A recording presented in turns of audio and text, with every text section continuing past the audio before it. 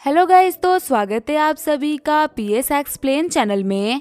तो last episode में हमने देखा था जूही फैमिली के ग्रैंड मास्टर से फाइट करने की वजह से हमारा बहन काफी ज्यादा घायल हो गया होता है। उसका बैंडेज करते हुए किया बोल रही होती है, आखिर तुम इतने पावरफुल लोगों से फाइट क्यों करते हो? अगर तुम्हें कुछ हो जाता तो? बहन बोल रहा होता है, मैं एक हेवनली मास्टर हूँ, आखिर मुझे कुछ कैसे हो सकता है? और वैसे ये पंगा मैंने लिया था, बल्कि पंगा उन लोगों ने लिया था। किया बोल रही होती है, सभी की जान बचा के तुमने बहुत ही अच्छा काम किया है, इसी वजह से मैं तुम्हें एक रिवॉर्ड दूंगी। बहन बोल रहा होता है, मैं एक हेवनली मास्टर हूँ, आखिर तुम मुझे क्या ही दे सकती हो? क्या बोल रही होती है, वो तुम्हें जल्दी पता चल जाएगा। जैसे ही वहाँ पे सिस्टम होने वाला होता है, तभी वहाँ पे अंदर मॉन्ग अटैक कर जाते हैं। मॉन्ग बोल रहे होते, बदर बहन तुम्हारे लिए एक लेटर आया था। चिढ़ते हुए बहन बोल रहा होते कि इसे घटिया टाइमिंग हो सकती थी क्या? तुमने पूरा मूड खराब कर दिया। मॉन्ग बोल रहा होता है, लगता है कि मैं गलत टाइम पे यहाँ पे आ गया। वहीं उसे भगाते हुए बहन बोल रहा होता है, अगली बार से नॉक करके अंदर आना। आगे जो हमारा बहन होता है वो लेटर के पास में आ गया होता है। बहन बोल रहा होता है, अंकल ने लेटर भेजा है। अंकल ने लिखा होता है कि निंग से अलग हुए हम लोग को 5 साल हो चुके हैं और मैंने उसे किस्मत को कैलकुलेट किया था, उसके ऊपर जल्दी ही दिक्कतें आने वाली है। अभी मेरा माउंटेन से नीचे आने का बिल्कुल भी मन नहीं कर रहा। जो दिक्कत आने वाली है वो इतनी भी बड़ी नहीं है, तो तुम उसको सॉल्व कर सकते हो। फटाफट से जाओ, जाके निंग की हेल्प करो। बहन बोल रहा होता है, मुझे निंग से मिले हुए ना पूरे के पूरे 5 साल हो चुके हैं, पता नहीं उसे अपना बड़ा भाई याद होगा भी कि नहीं। सीन चेंज होता, हमें जिंगजू सिटी का सीन दिखाया जाता है। हम देखते हैं निंग फार्मास्यूटिकल के प्रेसिडेंट निंग जियो को, जो कि हमारे बहन की लिटिल सिस्टर भी है। जियो बोल रही होती है, जूजी तुम लोग ना बहुत ही गलत कर रहे हो। तुम्हें पता है कि हमारी कंपनी की क्या वैल्यूएशन है, फिर भी तुम लोग जो हमको दे रहे हो ना वो इसके सामने चिल्लर है। जूजी बोल रहा होता है, वैल्यूएशन से तो क्या ही फर्क पड़ता है। सभी को पता है कि निंग फार्मास्यूटिकल ना कुछ दिनों में डूबने वाला है। मेरी जू फैमिली के अलावा तो कोई तुम लोग को ऑफर भी नहीं देगा। मेरी बात मानो, अपने शेयर को मेरे नाम पे ट्रांसफर कर दो और मुझे शादी कर लो, फिर मैं तुम्हारी निंग फार्मास्यूटिकल को ना वापस ग्रो करने में बहुत ही हेल्प करूंगा। इस सिटी में तुम्हें मुझसे बेहतर और कोई नहीं मिल सकता। चिढ़ते हुए निंग जी बोल रही होती है, तुम तो एक नंबर के कमीने हो। तभी मैनेजर वांग बोल रहे होते हैं, प्रेसिडेंट निंग आप गुस्सा मत करिए, आपको तो पता ही है ना कि हमारा सबसे बड़ा सीक्रेट फॉर्मूला था वो लीक हो चुका है। जब तक कि वो फॉर्मूला हमारे पास में था तो हम कंपटीशन में कम्पीट कर पा रहे थे, लेकिन फॉर्मूला जाने के बाद में अब हमारे पास में कोई भी अपर हैंड नहीं। यंग मास्टर जूजी तो फिर भी हमारी कंपनी को एक्वायर करना चाहते हैं और कोई तो करेगा भी नहीं। प्लीज आप एग्री कर जाइए, इससे बेहतर और कुछ भी नहीं होगा। जियो सोच रही होती है, आज से 2 साल पहले मेरे मॉम डैड ने कार एक्सीडेंट में चल बसे। मुझे कंपनी के बारे में कुछ खास पता नहीं था, उसके बावजूद मेरे को सीईओ की पोजीशन लेनी पड़ी। 2 साल के अंदर हालत इतनी खराब हो चुकी है कि मैं खुद को बेच भी दूं ना तो भी मैं इस कंपनी को बचा नहीं पाऊंगी। मैनेजर वांग बोल रहे होते हैं, प्रेसिडेंट निंग यंग मास्टर जू के अलावा ना आपको इतनी कमाल की कीमत कोई नहीं देने वाला। और वैसे भी आपको पता है ना कि जू फैमिली कितनी अमीर और कितनी रईस है। अगर आप इनसे शादी कर लेती हो तो आप एक बहुत ही कंफर्टेबल लाइफ जियोगी। आपके लिए तो हर तरफ से ये डील ना एक बहुत ही कमाल की डील है, तो फिर आखिर आप इतना सोच क्यों रही हो? तभी वहाँ पे मैनेजर को थप्पड़ मारते हुए निंग बोल रही होती है, तुम्हारा दिमाग खराब हो चुका है क्या? तुम मेरी कंपनी में काम करके उसके लिए बोल रहे हो? क्या तुम्हें आइडिया भी है कि इस कंपनी को खड़ा करने में मेरे मॉम डैड ने कितना एफर्ट लगाया था?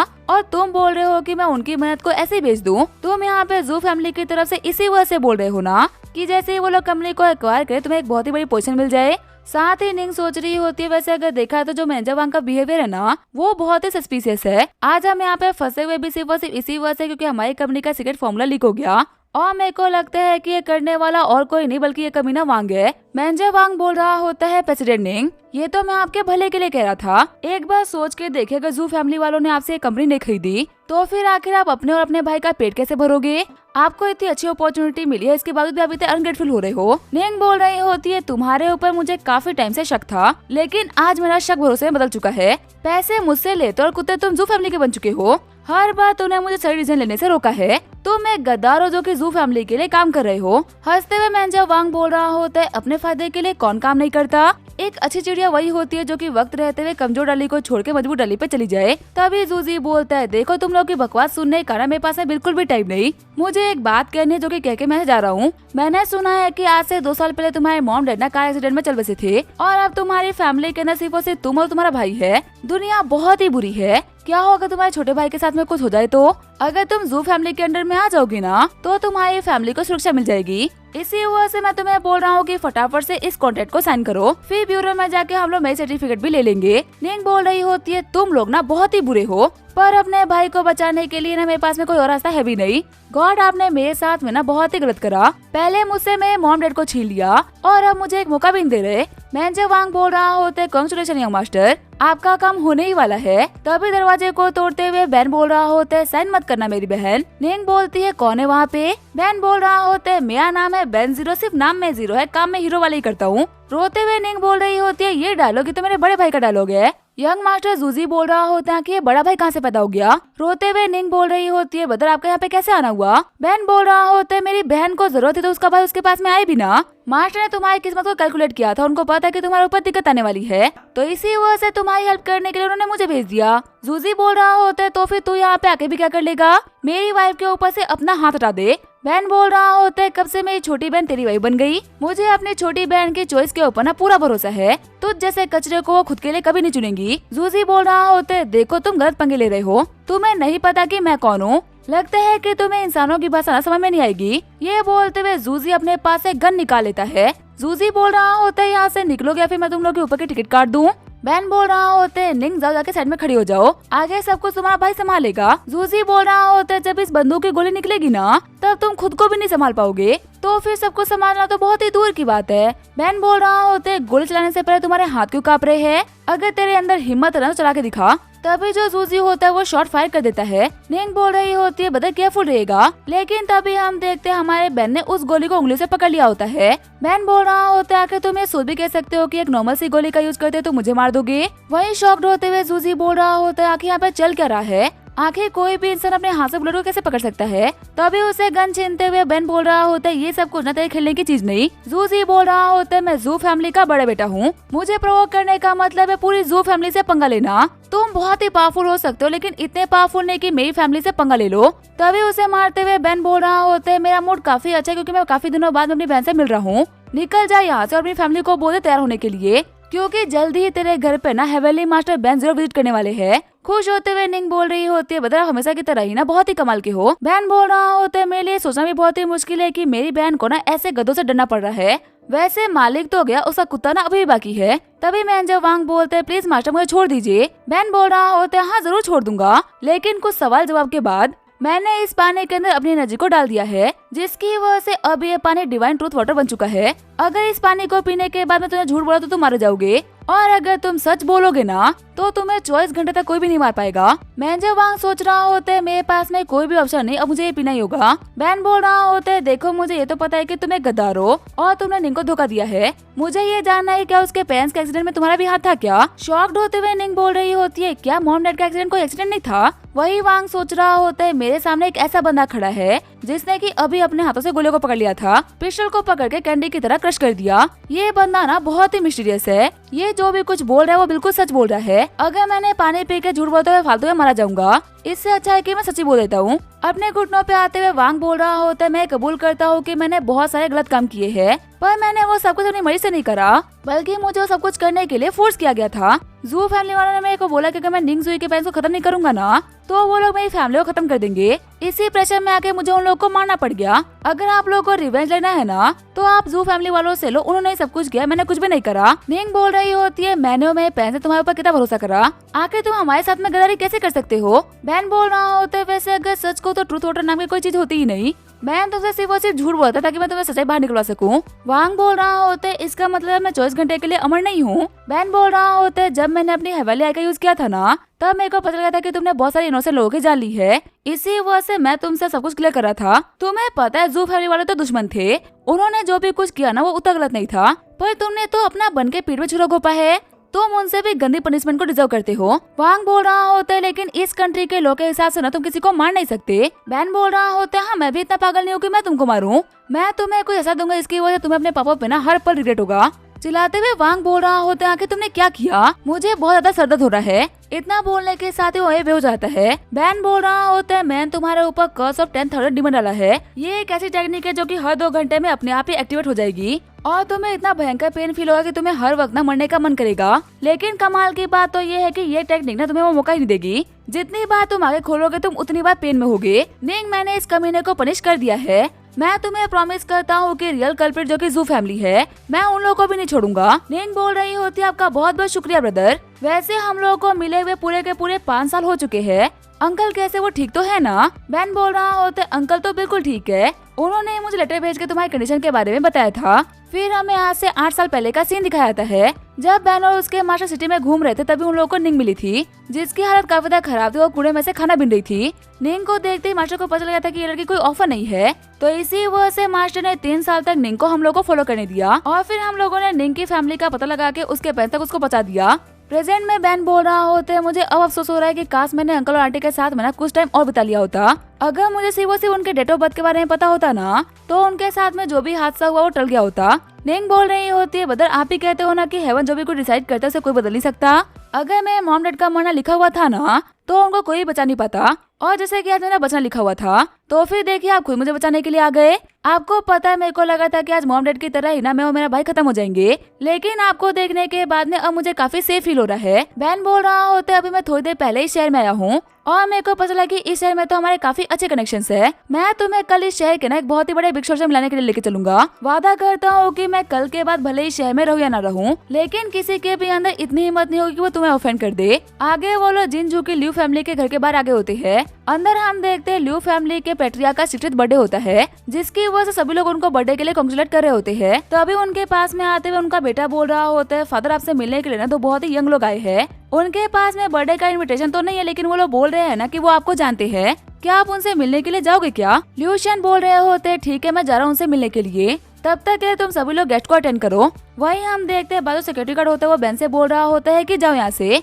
अगर तुम्हारे पास में इनविटेशन नहीं है ना तो तुम्हें किसी भी कीमत पे एंट्री नहीं मिलने वाली। मुझे पता है कि तुम मार्शल ल्यू को सिर्फ इसी वजह से बुला रहे हो कि वो जैसे तुम्हारे सामने आएंगे ना तुम उनसे पैसे और खाना मांगोगे। निंग बोल रही होती है बेवकूफ कहीं के, क्या हम तुम्हें कहीं से भिखारी दिख रहे हैं क्या? बैन बोल रहा होता है एक बार ना ल्यूशियन को यहाँ पे आने दो, देखते हैं कि उसके बाद में हमसे इतना एरोगेंटली बात कर पाता है कि नहीं। तभी वहाँ पे आते हुए ल्यूशियन बोल रहे होते क्या वो यहाँ पे क्या चल रहा है? सिक्योरिटी गार्ड बोल रहा होता है मास्टर आखिर आपने यहाँ पे आने की तकलीफ क्यों करी? अरे यहाँ पे 2 लोग आ रखे जो कि बोल रहे हैं कि ये लोग आपको जानते हैं, ये लोग आपसे पैसा और खाना मांगने के लिए आए होंगे, प्लीज आप जाके पार्टी को एंजॉय करिए, इन लोगों के ऊपर ध्यान मत दीजिए। तभी सिक्योरिटी गार्ड को साइड में करते हुए ल्यूशियन बोल रहे होते बेवकूफ कहेगा कि तुम्हें पता है कि लोग कौन है? तभी हमारा बैन बोलता है ल्यूशियन हमें मिले हुए काफी टाइम हो चुका है ना। अपने घुटनों पे आते हुए ल्यूशियन बोल रहा होता है यंग मास्टर इस गरीब के घर पे आपका स्वागत है। शॉक्ड होते हुए सिक्योरिटी गार्ड बोल रहा होता है क्या यंग मास्टर? वही बाकी लोग बोल रहे होते हैं आखिर यंग लड़का कौन है? सभी को पता है कि मास्टर ल्यूशियन ना हमारे शहर के नंबर 1 मार्शल आर्टिस्ट है। इस शहर में ऐसा कोई भी नहीं है जो कि इनको झुक के सलाम ना करता हो। अगर ये किसी को यंग मास्टर बोल रहे हैं तो फिर इस बंदे की क्या हैसियत होगी? बैन बोल रहा होता है सभी की बातें सुन के लग रहा है कि तुम इस शहर के ना बहुत ही बड़े बिग शॉट हो। वह तुम्हारा जो सिक्योरिटी गार्ड था ना वो बहुत ही एरोगेंटली बिहेव कर रहा था, क्या तुमने इसको हम्बल रहना नहीं सिखाया? ल्यूशियन बोल रहा होता है यंग मास्टर प्लीज मेरे को माफ कर दीजिए, लगता है कि मैंने आदमी चुनने में ना बहुत ही बड़ी गलती कर दी। बेवकूफ कहीं के तेरी वजह से हमारे यंग मास्टर के सामने आज हमारी कितनी बेइज्जती हो गई। तभी बैन बोलता है कोई बात इसको छोड़ दो, एक पावरफुल इंसान को कभी भी एक कमजोर के ऊपर ना पहले हाथ नहीं उठाना चाहिए, और ये चीज हमेशा मास्टर कहते हैं। सिक्योरिटी गार्ड भी बोलता है आपका बहुत बहुत शुक्रिया, अब मैं कभी भी किसी के साथ में भी ना इतना एरोगेंटली बिहेव नहीं करूंगा। ल्यूशियन बोल रहा होता है यंग मास्टर आप सच में अपने मास्टर की ना छाया हो। बैन बोलता है तो फिर चलो ठीक है हमें अंदर चलना चाहिए। ल्यूशियन बोल रहे होते आज यहाँ पे आप सभी लोगों के सामने मैं एक बहुत ही खास बंदे को इंट्रोड्यूस करने वाला हूँ। जब मैंने कल्टीवेशन जर्नी की स्टार्ट करी थी ना तब मुझे किस रास्ते जाना है मेरे को पता नहीं था। उस टाइम पे मास्टर ली ने मुझे कुछ टेक्निक सिखाई और उन्हीं की सिखाई चीजों की बदौलत ना आज मैं यहाँ पे हूँ। आपके सामने जो यंग मैन खड़े हैं ना ये मेरे मास्टर ली के सक्सेसर है। बैन बोल रहा होता है यंग हेवनली मास्टर आप सभी को ग्रीट करता है, आप सभी से मिलकर अच्छा लगा। खुश होते हुए सभी लोग बोल रहे होते सच में इनमें कुछ अलग दिख ही रहा था, हमें पता भी नहीं है कि हमारी कंट्री के पास में कितने सारे यंग हीरोज है। बैन बोल रहा होता है इससे मिलिए, ये है मेरी अडॉप्टेड सिस्टर निंग जियो, 3 साल तक ये अंकल और मेरे साथ रही है, उसके बाद मैं अपने फैमिली के पास में वापस आ गई थी। उम्मीद है कि आप मेरी छोटी बहन के साथ में ना इस तरीके से बिहेव करेंगे। खाना खाते हुए जू फैमिली का बंदा सोच रहा होता है क्या निंग जियो इतने बड़े बंदे को जानती है? ल्यूशियन बोल रहे होते हैं यंग मिस का सरनेम निंग है, क्या ये हमारे शहर के निंग फार्मास्यूटिकल के ओनर की बेटी है क्या? मैंने सुना है कि जू फैमिली वालों से इनकी दुश्मनी चलती है और जू फैमिली वालों ने इनकी हालत काफी खराब भी कर रखी है। बैन बोल रहा होता है तुम्हें जो भी कुछ पता है ना वो तो बहुत ही कम है। उन कमीने जू फैमिली वालों ने ना अंकल और आंटी को मरवाया है, इनकी सीक्रेट टेक्निक को लीक किया है, यहाँ तक कि जितना हो सके उतना ही लोगों को सप्रेस करा है। इसी वजह से मैं जू फैमिली वालों से काफी ज्यादा गुस्सा हूँ और मैं नहीं चाहता कि जू फैमिली ना इस शहर में एग्जिस्ट करे। ल्यूशियन बोल रहे होते मैं ल्यू फैमिली पहले जू फैमिली की काफी रिस्पेक्ट किया करती थी क्योंकि वो भी एक मार्शल आर्ट फैमिली है। मुझे कभी नहीं लगा था कि ये लोग इतना घटिया काम करेंगे। जू बावशन तुम लोगों ने बहुत ही घटिया काम किया है, हमारी ल्यू फैमिली के अंदर अब तुम्हारा कोई वेलकम नहीं, फटाफट से यहाँ पे यंग मास्टर और यंग मिस से माफी मांगो। जू बाओशान बोल रहे होते एल्डर लिया पे क्या बोल रहे हो। लिू शान बोल रहे होते ऐसे एक्ट मत करो कि तुम्हें यहाँ पे कुछ भी नहीं पता। यंग मास्टर की बहन की फैमिली के साथ में तुम लोगों ने बहुत ही गलत करा है और मैं इस चीज के लिए तुम लोगों को माफ नहीं कर सकता। जू बाओशान बोल रहा होते एल्डर लियू लगता है कि आप कुछ चीजों को लेकर ना बहुत ही कंफ्यूज हो। मैं आपके कंफ्यूजन को क्लियर करना चाहूंगा। हमारी जू फैमिली किसी भी महीने में किसी भी तरीके से आपकी लू फैमिली से कमजोर नहीं। हमारी जू फैमिली और आपकी लू फैमिली ना टॉप 3 फैमिली में से एक है। तो इसी वजह से मैं आपके परिवार से या फिर आपकी पावर से बिल्कुल नहीं डरता। अगर आप एक मास्टर ग्रैंड मास्टर हो तो मेरे पापा भी ना एक ग्रैंड मास्टर है। उल्टा यहाँ पे गुस्सा तो मेरे को होना चाहिए। आपका जो ये यंग मास्टर है ना, उसने मेरे बेटे जूजू के साथ में बहुत ही गलत करा है। इसने मेरे बेटे के साथ में जो भी कुछ किया है ना, उसके लिए तो मैं इसको नहीं छोड़ने वाला। बैन बोल रहा होते मेरे भी सहने की एक लिमिट है और तुम लोग ना उस लिमिट को कब का पार कर चुके हो। जू बाओशान बोल रहा होता वैसे अगर मैं सच कहूँ तो मसला आर्ट के अंदर ना इधर रिलेटेड नहीं, पर मेरी जू फैमिली के पास में बहुत सारा पैसा और पावर है। आपके ऐसी पावरफुल लू फैमिली बिना हमारा बाल तक वाका नहीं कर सकती। अगर आप कायदे में रहोगे तो आप फायदे में रहोगे, अगर भिड़ने आओगे ना तो डिस्ट्रॉय हो ही जाओगे। लिू शान बोल रहा होता है कायदे में रहने की तो तुम्हें जरूरत है। तुम हमारी लियो फैमिली को ना कुछ ज्यादा ही कमजोर समझ रहे हो। बाओशान बोल रहा होता है देखो मुझे हाथ लगाने से पहले 100 बार सोच लेना, क्योंकि अगर मेरे डैड यहाँ पे आ गए ना तो फिर वो तुम्हारे साथ में क्या करेंगे तुम सोच नहीं सकते। लियो शान बोल रहे होते पहले मैं तुम्हें मारूंगा उसके बाद में तुम्हारे डैड को। ये बोलते वो अटैक करने के लिए तैयार हो जाते हैं। बैन बोल रहा होते इसको मारने की कोई भी जरूरत नहीं, इसे क्रिपल कर दो इतना काफी है। लियो शान बोल रहा होता जैसा आप कहो यंग मास्टर। ये बोलते वो सिर्फ एक अटैक में बादशाह को क्रिपल कर देता है। लियो शान बोल रहा होता है ड्रैगन कैप्चर टेक्निक, ये टेक्निक मुझे आपके मास्टर ने सिखाई थी। एक बार अगर इस टेक्निक से किसी के ऊपर अटैक कर दिया जाता है ना तो वो जिंदगी भर रिकवर नहीं कर पाता। बैन बोल रहा होते ओल्ड लियो ये बात सच है कि टेक्निक मास्टर की सिखाई हुई है, पर ये बात भी सच है कि आप इसको फुली मास्टर नहीं कर पाए। ये एक अधूरी टेक्निक है, इसी वजह से ये अपना पूरा पावर दिखा नहीं पाई। लियो शान बोल रहा होता है प्लीज को परफेक्ट करने में मेरी हेल्प करिए। बैन बोल रहा होते पहले मैं तुम्हें ये बताता हूँ कि आखिर ड्रैगन कैप्चर का मतलब होता क्या है। हमारे जो बाकी नॉर्मल अटैक्स होते हैं ना वो नॉर्मल तीरों की तरह होते हैं, जो कि अगर एक डायरेक्शन में छोड़ देंगे तो वो उसी डायरेक्शन में जाएंगे। लेकिन ड्रैगन कैप्चर एक ऐसी टेक्निक है जिससे अगर एक बार छोड़ दिया जाए ना तो ये बिना उस बंदे को हिट किए हुए वापस नहीं आती। आपने ड्रैगन कैप्चर के स्ट्रेंथ के ऊपर ध्यान दिया लेकिन उसके मेन काम के ऊपर ध्यान नहीं दिया। ठीक है मैंने काफी कुछ एक्सप्लेन कर दिया, चलो अब सभी लोग बैठे खाना खाते हैं। लियो शान सोच रहा होता है यंग मास्टर मैं 60 साल का हो चुका हूँ, आपको कम से कम एक एल्डर के हिसाब से मेरी थोड़ी रिस्पेक्ट करनी चाहिए ना। फिर वहाँ पे सभी लोग खाना खाना स्टार्ट कर देते हैं। खड़े होते हुए एक लड़की बोल रही होती है टीचर लियो आपने जू बाओशान के ऊपर अटैक करा है, पक्का से उसके फादर जो कि एक ग्रैंड मास्टर है वो अटैक करने के लिए आएंगे। अगर आप बोलो तो मैं जनरल जू को कॉल कर दूं।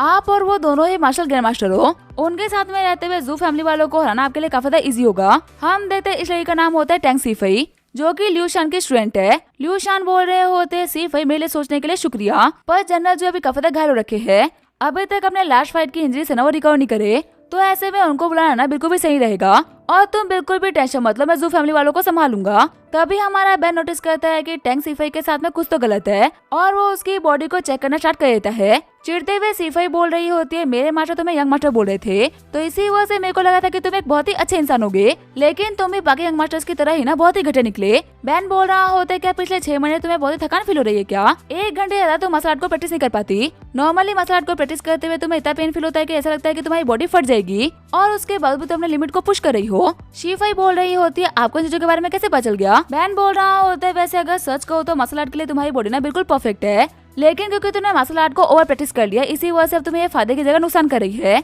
मेरे पास में कुछ ड्रैगन पिल्स थी, तुम्हारी बॉडी को चेक करने के बाद मेरे को पता चला कि तुम्हारे जो मेडियंस है ना वो काफी ज्यादा डिस्ट्रॉय हो रहे हैं। अगर तुम एक दिन में 3 पिल खा लोगी ना और थोड़ा रेस्ट करोगे तो सब कुछ ठीक हो जाएगा। लियो शान बोल रहे होते सीफई यंग मास्टर के ऊपर डाउट करने की ना कोई भी जरूरत नहीं, अगर ये कुछ बोल रहे हैं तो बिल्कुल सही कह रहे होंगे। सीफई बोल रही होती है यंग मास्टर मेरी हेल्प करने के लिए आपका बहुत बहुत शुक्रिया, मैंने आपको गलत समझा उसके लिए मेरे को माफ कर दीजिए। तभी ल्यूका बोल रहा होता है फादर वो देखिए जू फैमिली का पैट्रियर्क आ रहा है। आने के साथ जो पैट्रियर्क जू होता है वो इन लोगों के ऊपर अपने बेल से अटैक कर देता है। बेल को देखते हुए सारे बंदे बोल रहे होते हैं ये पावर ना सिर्फ और सिर्फ जूजिया की हो सकती है। जूजिया बोल रहे होते हैं ल्यूशान मैंने अपने बेटे को तुम्हारी पार्टी में ना भरोसा करके भेजा था, मुझे कभी नहीं लगा था कि तुम मेरे बेटे को क्रिपल कर दोगे। हम देखते हैं बैन ने अपने शिल का यूज करते हुए ल्यूशान को बचा लिया होता है। ल्यूशान बोलता है यंग मास्टर मेरी हेल्प करने के लिए आपका बहुत बहुत शुक्रिया। बैन बोल रहा होता है अरे मैं तुम्हारी हेल्प नहीं कर रहा था, बल्कि मैं तो अपना खाना बचा रहा था। इस बेवकूफ ने आने के साथ ही धूल मिट्टी उड़ा दी और देखो पूरा का पूरा खाना खराब हुआ था। ल्यूशान सोच रहे होते क्या इनको मुझसे ज्यादा खाने की फिक्र है। फिर ल्यूशान बोल रहे होते जूजिया तुम्हें पता है कि तुम्हारी फैमिली वालों ने कितने गलत काम किए हैं। तुम्हें तुम्हारी गलती का सबक सिखाने के लिए मैं ल्यूशान तुम्हें एक फेयर फाइट के लिए इनवाइट करता हूँ। इस फाइट के अंदर कोई भी इंटरफेयर नहीं करेगा, सिर्फ और सिर्फ हम दोनों फाइट करेंगे। जूजिया बोल रहे होते और ल्यू तूने मेरे बेटे को क्रिपल कर दिया, पूरे शहर के सामने हमारी फैमिली की इतनी बेइज्जती कर दी। आज मैं तुम्हारी ल्यू फैमिली को ना इस शहर के नक्शे से मिटा के जाऊंगा। ल्यूशान बोल रहा होता है ऐसी बात है ना, तो फिर मेरी बात सुन लो। आज मुझे मेरे बर्थडे गिफ्ट के तौर पर तुम्हारी जू फैमिली की तरफ से तुम्हारा सर चाहिए। तभी बेह बनाते हुए जूजिया खुद को अटैक से बचा लेते हैं और अपने पाम अटैक के साथ में ल्यूशान को काफी घायल कर देते हैं। ल्यूशान बोल रहे होते तो अभी ग्रैंड मास्टर नहीं हो, ब्रेक थ्रू करके एक मार्शल सेंट बन चुके हो। जूजिया बोल रहे होते मार्शल सेंट तो मैं आज से 3 साल पहले ही बन गया था, पर मैंने दुनिया के सामने इस चीज को अनाउंस नहीं करा। आज तुम्हें आने के साथ ही इस शहर के ऊपर मेरा प्रॉपर दबदबा बन जाएगा। तभी हंसते हुए ल्यूशान बोल रहे होते मेरे को लगा था कि ये फाइट ना बहुत ही बोरिंग होने वाली है, लेकिन लग रहा है कि असली मजा तो अब स्टार्ट होगा। ये बोलते अपने हैमर को समन करते हुए अटैक करने के लिए आगे बढ़ जाते हैं और एक अटैक के साथ ही जूजिया के बैर को भी तोड़ देते हैं। जूजिया बोल रहे होते हैं माफ करना दोस्त, मैं बताना भूल गया था, मैं भी एक मार्शल सेंट हूँ। मेरे को दुनिया के सामने ज्यादा बनना पसंद नहीं था, तो इसी वजह से मैंने इस बात को छुपा के रखा।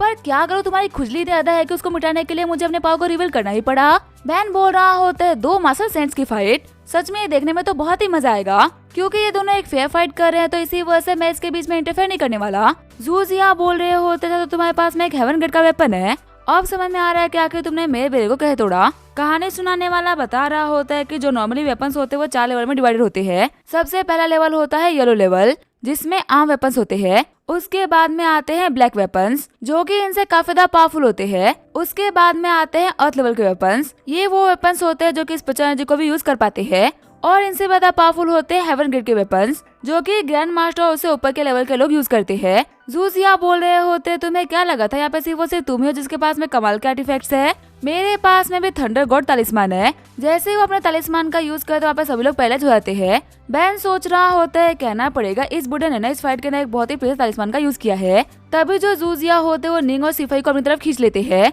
जूजिया बोल रहे होते यहाँ पे पूरी फाइट इस निंग की वजह से हो रही है ना, अब मैं तुम लोगों के सामने तुम्हारी इन लड़कियों की ना एक भी इज्जत नहीं छोड़ूंगा और तुम यहाँ पे देख के भी कुछ भी नहीं कर पाओगे। ये बोलते उनके कपड़े को डिस्ट्रॉय करना स्टार्ट कर देता है। जूजिया बोल रहा होता है कैसा लग रहा है यहाँ पे सभी के सामने अपने बच्चों को ह्यूमिलेट होता हुआ देख के? मेरी फैमिली से पंगा लेके ना तुम लोगों ने बहुत ही गलत करा है। तुम्हारी सिर्फ और सिर्फ स्ट्रेंथ ही नहीं बल्कि पूरे शहर के सामने तुम्हारी इज्जत भी जाएगी। गुस्सा करते हुए बैन बोल रहा होता है इस बूढ़े का दिमाग खराब हो चुका है, अब मुझे इस फाइट के अंदर इंटरफेयर करना ही होगा। फिर वो आगे बढ़ते हुए जूजिया को एक बहुत ही खतरनाक किक मार देता है और दोनों लड़कियों को फटाफट से कपड़े दे देता है। सीफाई बोल रही होती है हेल्प करने के लिए शुक्रिया यंग मास्टर। बैन बोल रहा होता है यहाँ पे 2 एल्डर्स फाइट कर रहे थे, इसी वजह से मैंने बीच में इंटरफेयर नहीं करा।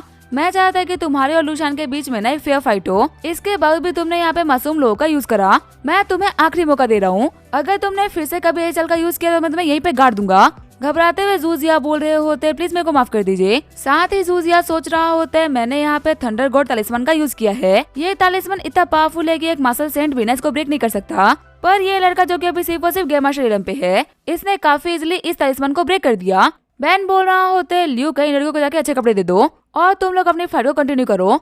ध्यान रखना ज्यादा धूल मिट्टी नहीं उड़नी चाहिए, अगर मेरे खाने में कंकड़ पड़ गया तो मैं तुम लोग को नहीं छोड़ने वाला। ल्यूशान बोल रहा होता है फाइनली इस तालिस्मान का असर खत्म हुआ। वहीं जूजिया सोच रहा होता है ये बंदा ना हम लोगों से काफी ज्यादा पावरफुल है, मुझे फटाफट से ल्यूशान को हराना होगा ताकि इस बंदे को कैसे खत्म करना है इसके बारे में सोच सकूं। ये बोलते हुए जूजिया खुद को हील कर लेता है। शॉक्ड होते हुए ल्यूशान बोल रहा होता है कि ये हील कैसे हो गया, इतना फास्ट रिकवर करने वाली हीलिंग टेक्निक के बारे में मुझे कैसे नहीं पता। बैन बोल रहा होता है ल्यूशान पैनिक मत करो, इस बंदे ने जिस स्पेल का यूज किया है ना उसको सिर्फ और सिर्फ ये एक ही बार यूज कर सकता है, अब ये फिर से खुद को पूरी तरीके से रिकवर नहीं कर पाएगा। ल्यूशान बोल रहा होता है अगर ऐसी बात है तो फाइट करने में बहुत ही मजा आएगा। वहीं जूजिया बोलते अब हम बराबरी में फाइट करेंगे। ये बोलते अपने हेवनली आर्टिफैक्ट आयरन गॉटलैंड को समन कर लेता है, जिसके अटैक को संभालने में ल्यूशान को भी काफी दिक्कतें आ रही होती है। तभी जो जूजिया होता है वो एक बंदे के ऊपर अटैक कर देता है। ल्यूशान बोल रहा होता है मुझे इस बंदे को बचाना होगा। जूजिया बोल रहा होता है ल्यूशान ये तुम्हारी सबसे बड़ी गलती है, तुम हमेशा अपने से ज्यादा लोगों के बारे में सोचते हो, इसी वजह से अब तुम मरोगे।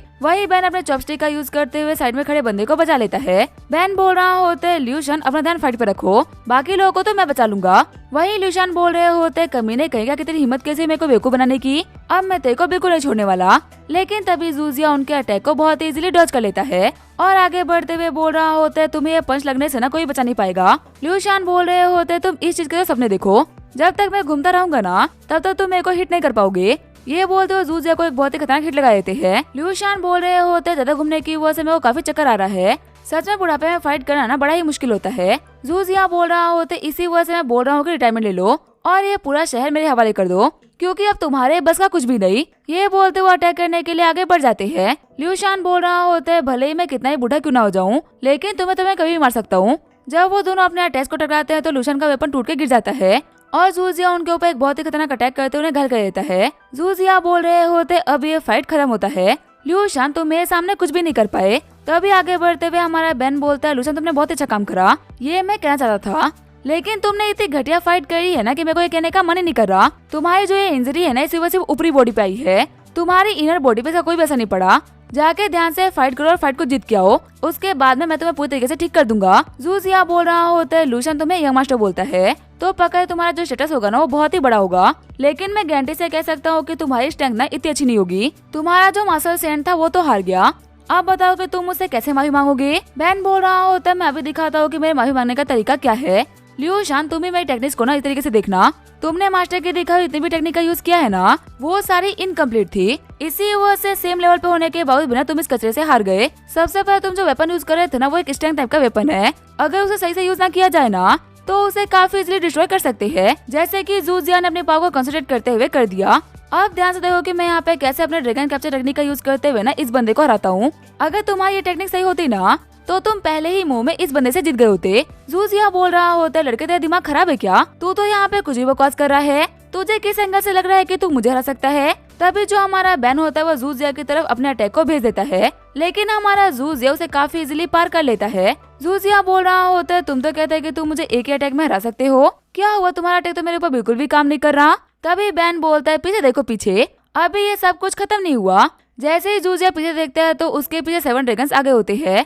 जूजिया बोल रहा होता है आखिर ये यहाँ पे कब आए। वही ल्यूशान बोल रहा होता है सच में ये वही ड्रैगन कैप्चर है जो कि मास्टर यूज किया करते थे, एक ऐसी स्किल जो कि अपने दुश्मन को डिस्ट्रॉय किए बिना नहीं छोड़ती। जूजिया बोल रहा होता है मेरे इस बैरियर को ना तुम्हारे ड्रैगन तोड़ नहीं सकते, और वैसे मैं अपने गाउंटलेट का यूज करते हुए इन सारे को ना एक ही साथ में खत्म कर दूंगा। बैन बोल रहा होता है अगर ये करना इतना आसान होता ना तो ये तो काफी सारे लोग कर चुके होते, मैं अपने ड्रैगन को तुम्हारी तरफ भेज रहा हूँ, देखते हैं कि तुम उनमें से एक को भी डिस्ट्रॉय कर पाते हो कि नहीं। ये बोलते हुए जूजिया के ऊपर एक बहुत ही बड़ा धमाका कर देता है। बैन बोलता है और इसी के साथ में जिंजू सिटी की जू फैमिली खत्म होती है। चीयर करते हुए सारे बंदे बोल रहे होते यंग मास्टर सच में बहुत ही कमाल के हो, जू फैमिली वालों ने अपने पावर का यूज करते हुए बहुत सारी फैमिली वालों के साथ में गलत किए थे और हम भी कमजोर थे, इसी वजह से हमें भी चुप रहना पड़ा। फाइनली आपने सभी के साथ में जस्टिस कर दिया। तभी हमारा बैन बोल रहा होता है जी आखिर तुम्हें सब कुछ छुपके क्यों देख रहे हो, अब यहाँ पे छुपने का ना कोई फायदा नहीं है, फटाफट से बाहर आओ। अपने घुटनों पे आते हुए जूजी बोल रहा होता है यंग मास्टर प्लीज मेरे को माफ कर दीजिए। बैन बोल रहा होता है तुम यहाँ पे इसी वजह से आए थे क्योंकि तुम्हें लगा था कि तुम्हारे ग्रैंडपा जीत जाएंगे और तुम्हें यहाँ पे एक बहुत ही कमाल का शो देखने को मिलेगा, लेकिन यहाँ पे जो भी कुछ हुआ ना वो तो तुम्हारे लिए बिल्कुल ही अनएक्सपेक्टेड था। तुम्हारे डैड क्रिपल हो गए, तुम्हारे ग्रैंडपा मारे गए, इस शहर में तुम्हारे जू फैमिली ने ना बहुत ही गलत काम किए हैं और ये सभी की बददुआ ही है ना जिसकी वजह तुम लोग डिस्ट्रॉय हुए हो। जियो मैंने तुमसे कहा था ना कि मैं तुम्हारी रिवेंज लूंगा, जैसे तुम्हारे पेरेंट्स को मार के इस कमरे ने तुम्हारे ऊपर दिक्कत लाई थी, वैसे ही मैंने इसकी जू फैमिली के 2 सबसे इम्पोर्टेंट लोगों को खत्म कर दिया है। मैंने तुम्हारे पेरेंट्स का बदला ले लिया, अब इन जू फैमिली वालों के पास में बचे तो सिर्फ आवारा यंग मास्टर्स। तुम मुझे बताओ कि आखिर इनके साथ में क्या करना है। तभी आगे बढ़ते हुए जियो जूजियो थप्पड़ मार देती है। जियो बोल रही होती है ये थप्पड़ था मेरे डैड की तरफ से, फिर वो दूसरा थप्पड़ मारते हुए बोल रही होती है और ये था मेरी मॉम की तरफ से। तभी उसे रोकते हुए बैन बोल रहा होता है बस इतना काफी है। जूजी सोच रहा होता है फाइनली इन लोगों ने मुझे बख्श दिया। बैन बोल रहा होता है जियो तुम मेरी बहन हो और अगर तुम्हारे अटैक्स इतने नॉर्मल होंगे ना तो फिर आखिर लोग मेरे बारे में क्या सोचेंगे। मैंने तुम्हारे हाथों के अंदर अपनी ड्रैगन की डाल दी है, अब तुम्हारे फटके बहुत ही सॉलिड पड़ेंगे। जूजी सोच रहा होता है मैं तो इसको अच्छा इंसान समझ रहा था लेकिन ये तो एक डीमन निकला। तभी आगे बढ़ते हुए जियो जूजी को पीटना स्टार्ट कर देती है। आगे हम देखते हैं शाम हो गई होती है और जूजी अपने ग्रैंडपा को लेकर वहाँ चला गया होता है। तभी वहाँ पे आते हुए एक बंदा बोल रहा होता है सच में ये शो देखने में ना बड़ा ही मजा आया। बैन बोलता है तुम कौन हो। सामने वाला बंदा बोल रहा होता है मेरा नाम है याओ युआन। और मैं ब्लैक मार्केट से आया हूँ। बैन बोल रहा होता है ब्लैक मार्केट से, आखिर तुम्हें क्या चाहिए? याओ युआन बताता है कि तूने अभी थोड़ी देर पहले एक मसल सेंट को खत्म किया है, तो इसी वजह से ब्लैक मार्केट वालों की नजरों में ना तुम भी एक मसल सेंट हो, और हमारे ब्लैक मार्केट को ना पावरफुल लोगों से रिलेशन बनाना बहुत ही पसंद है। इसी वजह से हम तुम्हें ये गेम मास्टर टोकन दे रहे हैं। अगर तुम ये टोकन लेकर कभी भी ब्लैक मार्केट में आते हो ना, तो तुम्हें अलग लोगों के मुकाबले काफी अच्छी रिस्पेक्ट मिलेगी। बैन बोल रहा होता है मुझे ये चीज नहीं चाहिए, वैसे भी ब्लैक मार्केट वालों के पास में ऐसा कुछ भी नहीं है जो कि वो मुझे दे सके, तो इसी वजह से ये लो अपना टोकन वापस और यहाँ चले जाओ। याओ युआन बोल रहा होता है लड़के लगता है कि तुमने पावर के नशे में ना कुछ ज्यादा ही चूर हो। जो चीज तुम मेरे को वापस लेके जाने के लिए बोल रहे हो ना, तुम्हें पता भी नहीं है कि आखिर वो कितनी वैल्यूबल है। हजारों ग्रैंड मास्टर्स लाइन में लगे होते हैं सिर्फ इसको पाने के लिए। बैन बोलता है पर मुझे ये नहीं चाहिए, क्योंकि मेरे पास में ना ऑलरेडी एक ही चीज है। शॉक्ड होते हुए याओ युआन बोल रहा होते है तो मास्टर सेंट ऑर्डर है, हमें माफ कर दीजिए, हम आपको पहचान नहीं पाए।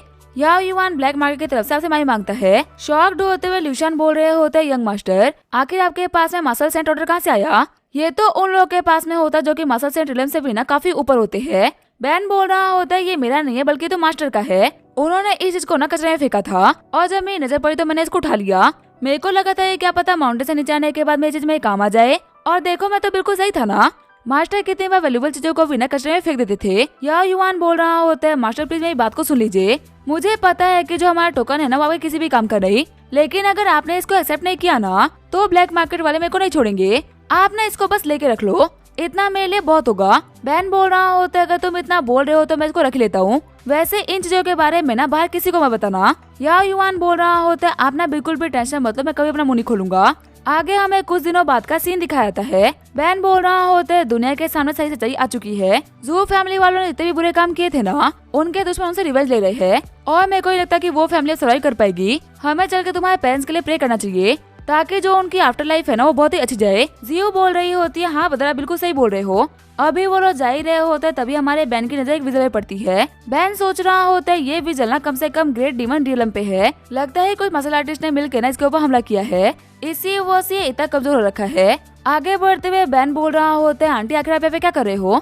आंटी बोल रही होती है आज से 10 साल पहले मेरे बेटे और मेरे डॉटर इन लोगों को ना एक विजल ने मार दिया था, तो इसी वजह से मुझे उस दिन के बाद से इतने भी विजल दिखते हैं ना मैं उन सभी को पकड़ के मार देती हूँ, और ये विजल भी उन्हीं में से एक, इसको मैं मारने वाली हूँ। बैन बोल रहा होता है अगर ऐसी बात है तब तो आप इसको मार दो, मेरे को तो लगा था कि आपने इसको बेचने के लिए रखा हुआ है, इसी वजह से पूछने के लिए आ गया था। तभी जो हमारा बैन होता है अपने हाथ से एक पिल को निकालते हुए विजल को खिला देता है, जिसकी वजह से उस विजल की पावर वापस आ जाती है और वो केस तोड़ते वहाँ से भाग जाता है।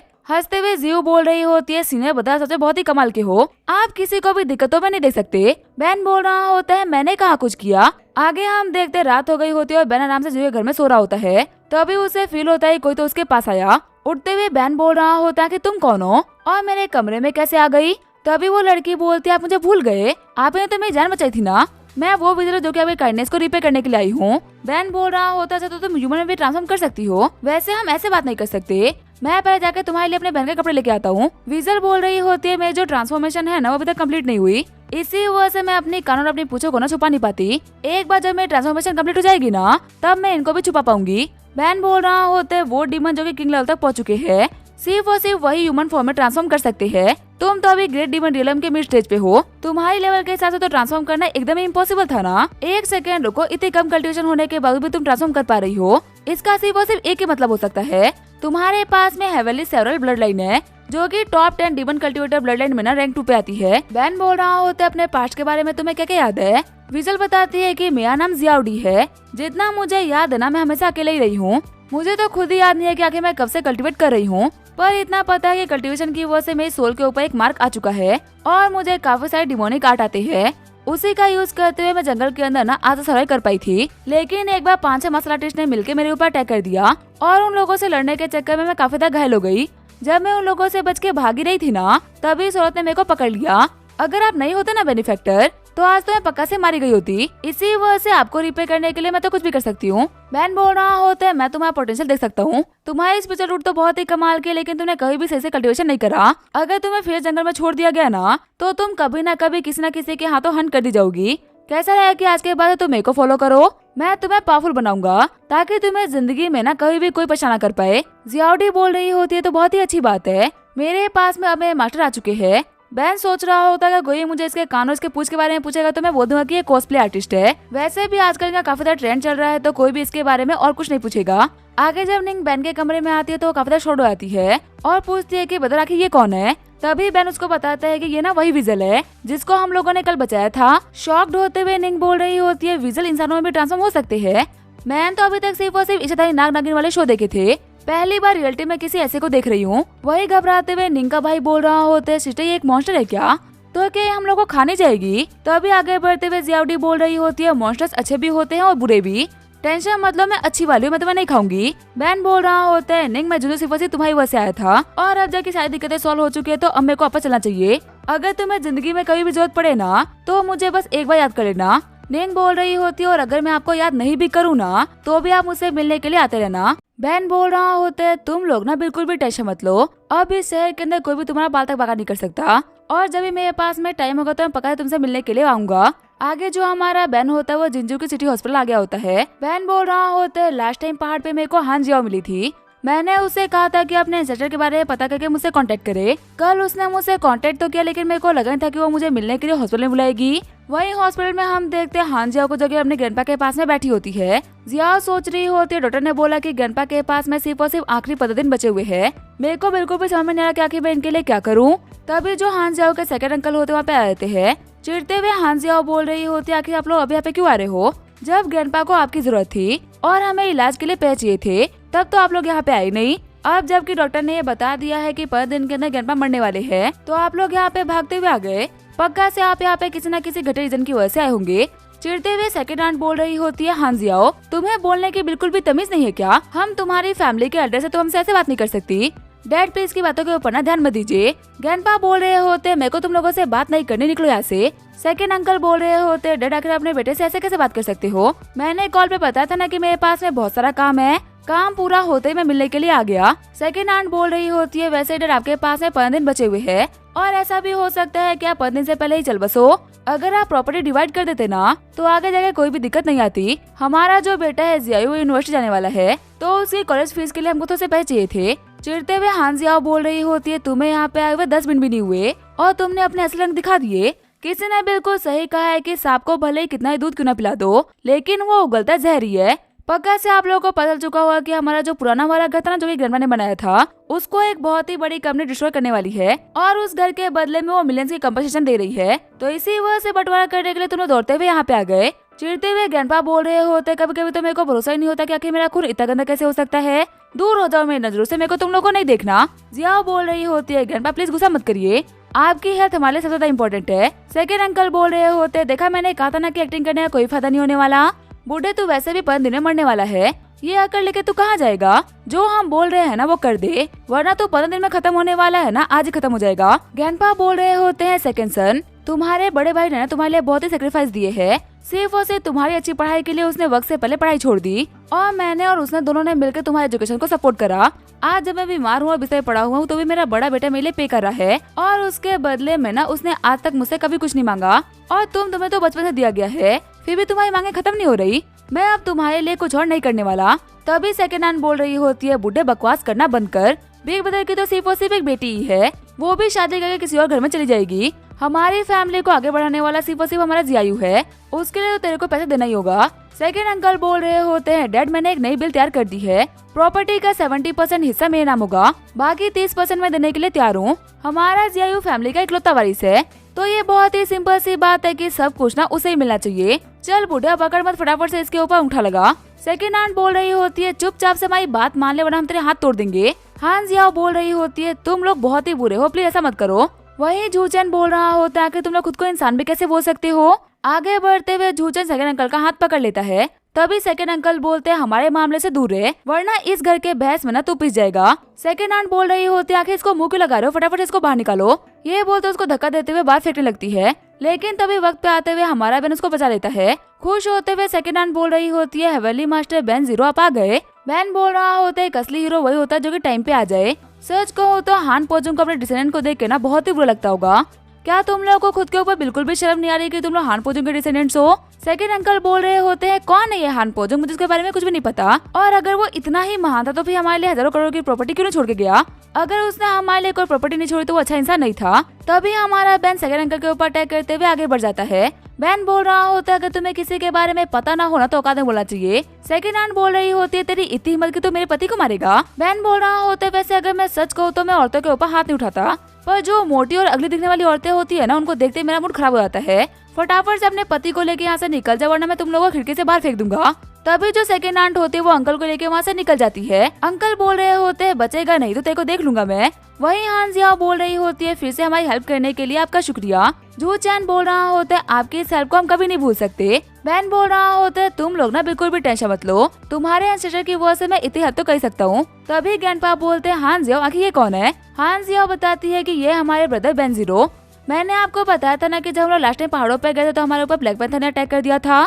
उस टाइम ब्लैक पैंथर से हम लोग की जान इन्होंने ही बचाई थी और यही जिन्होंने एंसेस्टर हान पोजुंग के बारे में पूछा भी था। खुश होते हुए ग्रैंडपा बोल रहे होते मेरे बच्चों की जान बचाने के लिए आपका बहुत बहुत शुक्रिया। वो क्या है ना मेरी तबीयत थोड़ी सी खराब है इसी वजह से मैं खड़ा होकर आपको झुके ग्रीट नहीं कर सकता। बैन बोल रहा होते ओल्ड मैन आपको यहाँ पे इतना पलट होने की ना कोई भी जरूरत नहीं। एक जमाने में आपके एंसेस्टर ने ना हमारे मुश्किल वक्त पे हम लोग की हेल्प करी थी तो इसी वजह से मैं यहाँ पे कुछ भी नहीं करा, मैं बस आप लोगों का फेवर रिटर्न कर रहा हूँ। मुझे हान जियाओ ने मैसेज करके कंफर्म किया था कि आप लोग ना हान पोजुंग के डिसेंडेंट्स हो, तो वही चीज मैं यहाँ पे कंफर्म करने के लिए आ गया था। ग्रैंडपा सोच रहे होते अपने एंसेस्टर्स के बारे में हमें कभी किसी को नहीं बताना चाहिए। अगर मैंने अपनी फैमिली ट्री बुक खोल दी ना तो वहाँ पे एंसेस्टर्स के बारे में सब कुछ लिखा होगा और अगर उन लोगों के बारे में किसी भी बुरे इंसान को पता चल गया ना तो वह हमारी फैमिली के ऊपर किसी भी टाइप का ब्लैक मैजिक कर सकता है। पर अगर वैसे देखा है तो इस बंदे ने ना हमारे घर के बच्चों को 2 बार बचाया है और देखने में इसके इंटेंशंस बुरे भी नहीं लग रहे, तो इसी वजह से मैं इस बच्चे के ऊपर भरोसा कर सकता हूँ। ग्रैंडपा बोलते हैं जियाओ हमारे क्लैन में कॉल करो, वक्त आ चुका है फैमिली ट्री बुक को ओपन करने का। तभी जो हान जियाओ के फादर होते वो कॉल को आंसर करते हैं।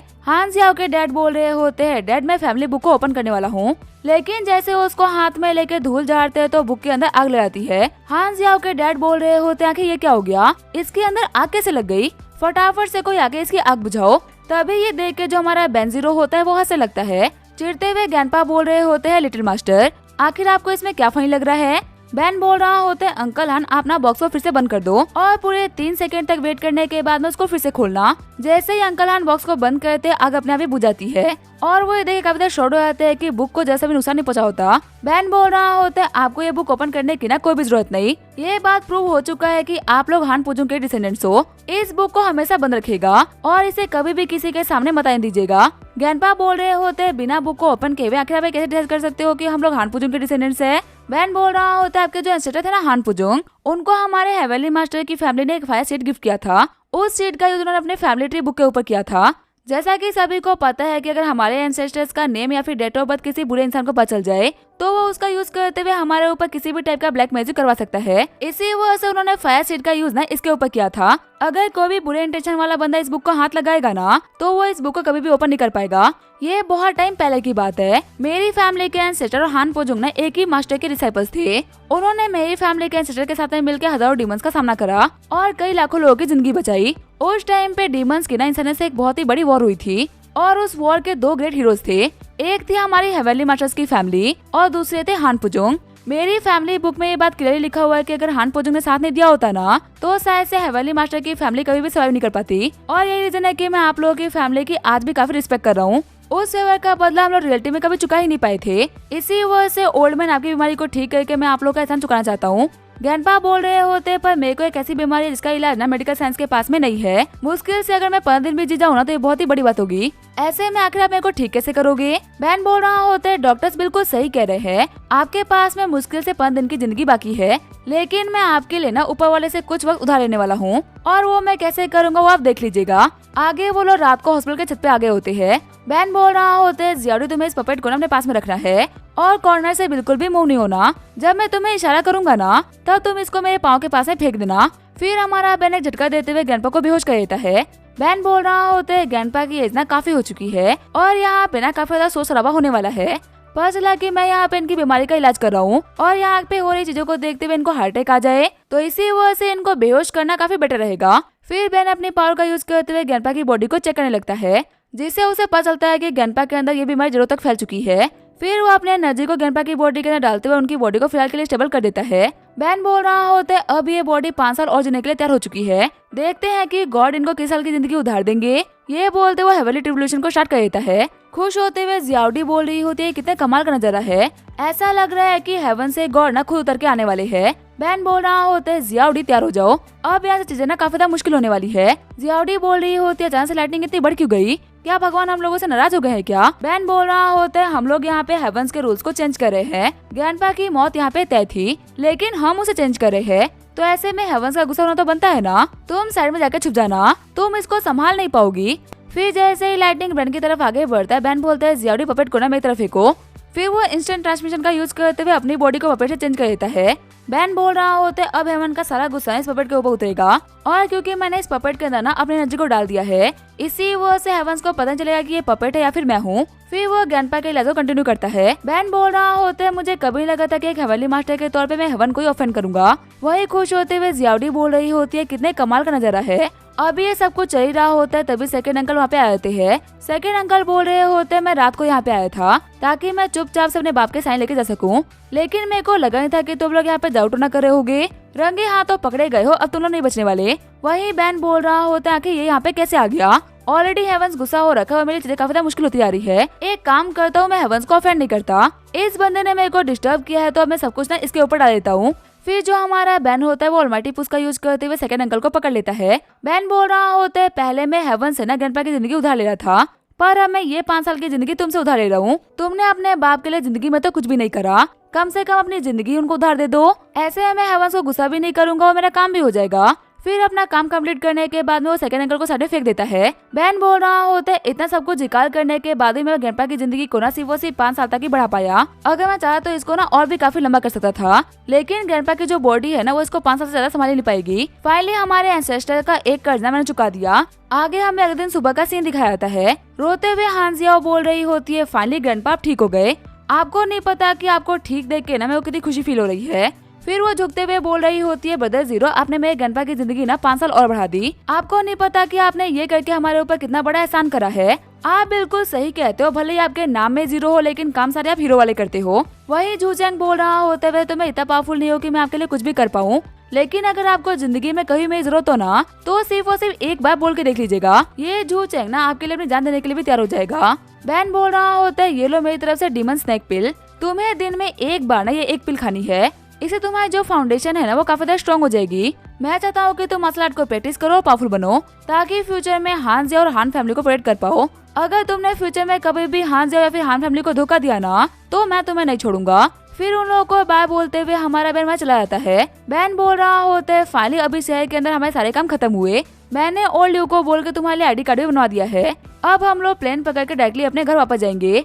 खुश होते हुए जियाउडी बोल रही होती है मैं जिंदगी में पहली बार प्लेन के ऊपर राइड करूंगी, मेरे को ना लोहे वाली चिड़िया के पंख के ऊपर बैठना है। तभी हमारे बहन को कुछ अजीब सा नोटिस होता है। अपने सामने वाले बंदे को देखते हुए बहन सोच रहा होता है ये बंदा इतना यंग है, फिर भी एक मिड स्टेज का ग्रैंड मास्टर है। टॉप 4 फैमिली के भी जो यंग मास्टर्स है ना वो इतनी जल्दी इस लेवल में नहीं पहुंच पा रहे, पक्का से किसी न किसी कमाल की फैमिली से बिलोंग करता होगा। तभी हमारे बहन की एनर्जी रिलीज होना स्टार्ट हो जाती है। बहन सोच रहा होता है आखिर मेरी बॉडी ऐसे क्यों रिएक्ट कर रही है, इस बंदे को देख के जो मेरा खून था ना वो अचानक से खोलना स्टार्ट हो गया।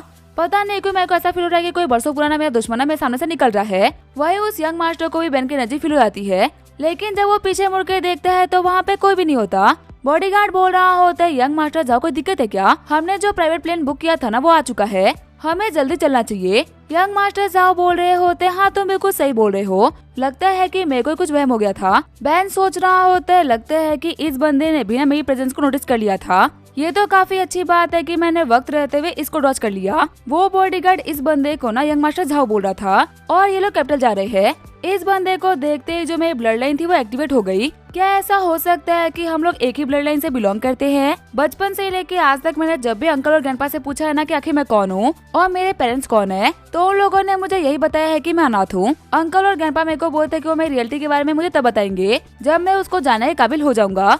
मेरे को पता नहीं क्यों ऐसा लग रहा है कि जो मेरी रियलिटी के सीक्रेट्स है ना वो इस बंदे से जुड़े हुए हैं। इस झाओ फैमिली को तो प्रॉपर्ली इन्वेस्टिगेट करना पड़ेगा। बहन बोलता है जियाउडी अब हम घर वापस नहीं जाएंगे, अब हम यहाँ से डायरेक्टली कैपिटल की तरफ जाएंगे। जियाउडी बोल रही होती है मास्टर आप जहाँ जाओगे आपकी फॉलोअर वहीं पे जाएगी। बहन बोल रहा होता है इस मैटर को इन्वेस्टिगेट करने के लिए हम लोग को 17 की जरूरत पड़ेगी। अपने अर्थ मैजिक का यूज करते हुए हमारी काफी ज्यादा हेल्प कर सकती है। और मेरे हिसाब से मुझे किसी ऐसे से भी कांटेक्ट करना चाहिए जिसको मैं कैपिटल में जानता हूँ, क्योंकि कैपिटल के अंदर मेरे को कितने भी पावरफुल लोग मिल सकते हैं। मुझे उनके बारे में बताने वाला कोई तो होना ही चाहिए। आगे जो हमारा बैन होता है वो कैपिटल आ गया होता है। बैन बोल रहा होता है 17 तो हमसे पहले यहाँ पे आ गई। साथ ही बैन सोच रहा होता है मैंने झाओ फैमिली वाले बंदे के बाद में प्लान पकड़ी, क्योंकि जैसे मुझे उससे अजीब फीलिंग आ रही है ना, उसको भी मुझसे बहुत ही अजीब फीलिंग आ रही होगी। मैं उसको खुद के बारे में पता लग नहीं दे सकता। आगे बढ़ते हुए जियाओडी बोल रही होती है तो फिर आप सिस्टर 17 बोल रही होती है तुम पक्का से वही विजल डीमन हो ना जिसके बारे में बैन ने बताया था। अगर ये तुम्हारे साथ में कभी भी कुछ करने का ट्राई करे ना तो तुम फटाफट से मेरे पास आके मुझे बता देना, मैं इसको सबक सिखा दूंगी। बैन बोल रहा होता है कि तुम ऐसे क्यों बात कर रहे हो कि मैं कोई बुरा इंसान हूँ। 17 बोल रही होती है मैं एक घोस्ट हूँ, तुम एक डीमन, तो इसी वजह से एक दूसरे का ख्याल रखना हमारी जिम्मेदारी बनती है। जियाओडी बोल रही होती है हाँ सिस्टर बिल्कुल सही बोल रहे हो। बैन बोल रहा होता है तुम लोग बात करो, तब तक मैं जाके किसी से मिलके आता हूँ। तभी वहाँ पे आते हुए फैंग किंचन बोल रही होती है हेवनली मास्टर आपसे मिलकर अच्छा लगा, आपने मुझे याद किया जान के मेरे को बहुत ही खुशी हुई। बताइए मुझे क्या करना है, मैं जो भी कुछ कर सकती हूँ ना मैं पक्का से करूँगी। बैन बोल रहा होता है किंचन तुम्हारा आने के लिए शुक्रिया, और प्लीज मेरे को हेवनली मास्टर मत बोलो, तो मुझे बता बैन भी बोल सकती हो। वो क्या है ना मैं पहली बार कैपिटल आया हूँ, मेरे को जगह के बारे में ना कुछ भी नहीं पता, इसी वजह से मैं चाहता कि तुम थोड़ा मेरे को गाइड कर दो। किंचन बोल रही होती है बदर बैन आपको गाइड करना मेरे लिए बहुत ही बड़े ऑनर की बात है। सच कहो तो हम जिस दिन से मिले हैं ना उस दिन से मैं आपको एडमायर कर रही हूँ, और आपको नहीं पता कि आज मुझे आपसे मिलकर कितनी खुशी हो रही है। बैन बोल रहा होता है तुम्हारी तारीफ करने के लिए बहुत बहुत शुक्रिया, मुझे पता है कि मेरे अंदर कुछ तो खास बात है ही। वैसे मैं तुम्हें बता दूं कि मैं शहर में 2 दिन की वजह से आया हूँ। सबसे पहला मेरे को झाओ फैमिली के बारे में जानना है, आखिर कैपिटल की झाओ फैमिली है क्या चीज। किंचन बोलती है क्या झाओ फैमिली, सच कहो तो कैपिटल के अंदर ना 5 से ज्यादा झाओ फैमिली होगी, लेकिन वो सभी ना छोटी मोटी फैमिली है, वो कुछ खास बड़ी फैमिली नहीं है, वो इतनी छोटी है कि मैं उनके बारे में ज्यादा कुछ जानती भी नहीं। बैन सोच रहा होता है झाओ फैमिली का यंग मास्टर ना मिड स्टेज का ग्रैंड मास्टर था, वो बंदा टॉप 4 फैमिली के यंग मास्टर और यंग मिस से भी ना काफी ज्यादा पावरफुल है। ऐसे में ये बोलना कि वो एक फर्स्ट ग्रेड की फैमिली से ही बिलोंग नहीं करता, ये काफी ज्यादा अजीब नहीं है। पक्का से यहाँ पे दाल में ना कुछ तो काला है। किंचन बोल रही होती है बदर बेना मेरे को बता दीजिए कि आखिर आप किसको ढूंढ रहे हो।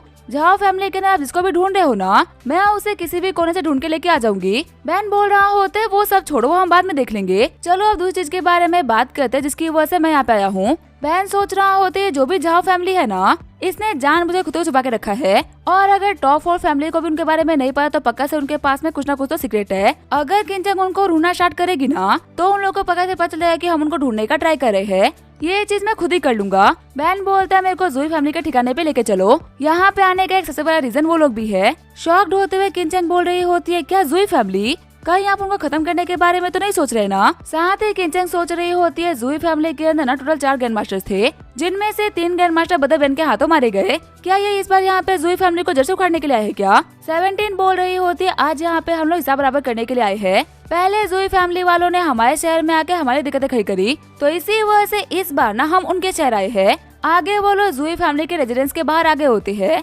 बैन बोल रहा होते तो फिर ये है ज़ोई फैमिली की मेन ब्रांच। पहले इन लोगों ने एक छोटे से पेंडेंट के लिए मेरी वाइफ को किडनैप करा, उसके बाद में इन लोगों ने बेफालतू में कई सारे मार्शल आर्टिस्ट को खत्म किया। ये ऐसे लोग हैं जो कि बदल लेने के लिए डायरेक्ट वॉर नहीं करते बल्कि आपके अपनों का यूज करते हैं, और ऐसे लोग मेरे को बिल्कुल नहीं पसंद। किंचन बोलती है ज़ोई फैमिली की फाउंडेशन ना बहुत ही स्ट्रॉन्ग है, और जहाँ तक मुझे पता है इनके पास में 2 बहुत ही खतरनाक चीज है, एक है इनके डिवाइन ग्रेड का वेपन और दूसरा इनके घर के ऊपर लगा हुआ प्रोटेक्शन बैरियर। इन 2 चीजों से ना कैपिटल की हर बड़ी से बड़ी फैमिली डरती है। ऊपर जो इनकी फैमिली के सुप्रीम एल्डर है ना वो अभी साइक्लूजन में है, और वो कौन से इलम पे होंगे इसके बारे में किसी को कोई भी जानकारी नहीं। बैन बोल रहा होता अगर वो एक इमोर्टल भी होगा ना तो भी आज वो मेरे हाथों तो नहीं बचने वाला। शर्माते हुए किंचन बोल रही होती है ठीक है हमें चलना चाहिए। साथ ही वो सोच रही होती है मैं इस कंट्री के ना बड़े से बड़े यंग मास्टर से मिल चुकी हूँ, पर ऐसा हिम्मत वाला बंदा मैंने आज से पहले कभी नहीं देखा। ये तो बहुत ही अफसोस की बात है कि भले मैं इनके बारे में कितना ही क्यों ना सोच लूं, लेकिन मैं इनको हासिल नहीं कर सकती। बैन बोलता है जियाओडी तुम्हारे पास में ना फाइटिंग टैलेंट नहीं है, तो एक काम करो ट्रांसफॉर्म होकर जाके यहाँ के जंगल में छुप जाओ, आसपास की जगह से ना हमारे ऊपर नजर रखना, अगर तुम्हें लगे कि हमें हेल्प की जरूरत है तो आके हमारी हेल्प कर देना, और अगर ना लगे तो चुपचाप से छुपे रहना। तभी ट्रांसफॉर्म होते हुए जियाओडी वहाँ से निकल जाती है। बैन बोलता है 17 तो जमीन में ना गड्ढा खोद के आगे बढ़ो, देखो कि जो इनका प्रोटेक्शन बैरियर है वो जमीन के अंदर भी है कि नहीं, और किंचन तुम यहाँ पे एक मास्क लगा लो। शॉक्ड होते हुए किंचन बोल रही होती है पर आखिर मास्क क्यों। बैन बोल रहा होता तुम 4 बड़ी फैमिली में से एक से बिलोंग करती हो, तुम्हारी फैमिली का जुई फैमिली से कोई पंगा नहीं, और मैंने चाहता कि फालतू में तुम्हारा इस चक्करों में मेरा नाम खराब हो। इसी वजह से तुम्हें अपने खूबसूरत चेहरे को ना खुद देर के लिए छुपा के रखना होगा। थोड़ी ही देर में जो 17 होती है वो वापस आ गई होती है। बैन पूछता तुम्हें कुछ पता चला क्या?